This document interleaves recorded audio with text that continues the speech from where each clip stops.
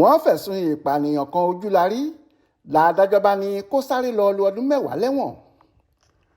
Gbogbo ẹ̀rí tó wà níwájú ilé ẹjọ́ yìí ló fìdí ẹ̀ múlẹ̀, kò sì sí iyèméjì níbẹ̀ rárá pé jàǹdùkú olóṣèlú haráun ni ọ́, àti pé ó jẹ̀bi ẹ̀sùn ìgbèrò láti ṣekú pànìyàn tí wọ́n fi kàn án.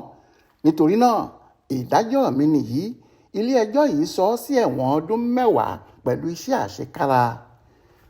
Báyìí ni onídàájọ́ Abdulgafar ṣe kéde fún ọ̀gbẹ́ni Abọ́lájí tí ọ̀pọ̀ èèyàn mọ̀ sí Ojulari, tó jẹ́ gbajúmọ̀ jàǹdùkú fún ẹgbẹ́ òṣèlú People's Democratic Party ẹ̀ka tìpínlẹ̀ Kwara lọ́jọ́ Ìṣẹ́gun Túsìdeè ọjọ́ 5 oṣù Kejìlá yìí nílé ẹjọ́ kan tó fìkàlẹ̀ sílùú Ìlọrin. Wọ́n ní kó lọ fẹ̀wọ̀n ọdún 10 jura. Ẹ̀sùn tí wọ́n fi kan olùjẹ́jọ́ náà ni gbígbé ohun ìjà olóró kiri lọ́nà àìtọ́ àti ìgbèrò láti ṣekú pànìyàn.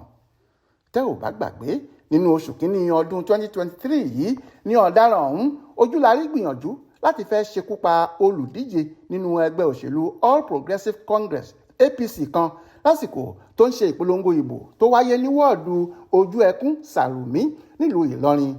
Lásìkò náà lọ́wọ́ àwọn ọlọ́pàá tẹ̀ tí wọ́n sì bá ìbọn ìléwọ́ àgbélẹ̀rọ 2 lọ́wọ́ rẹ̀, èyí tó mú kí wọ́n taari ẹ̀ lọ síwájú ilé ẹjọ́.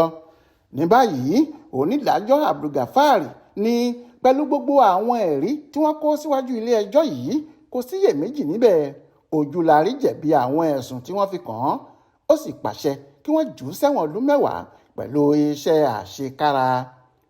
Ibrahim Alágúnmu ló ṣàkójọpọ̀ ìròyìn ọ̀hún fún Aláròyé online television.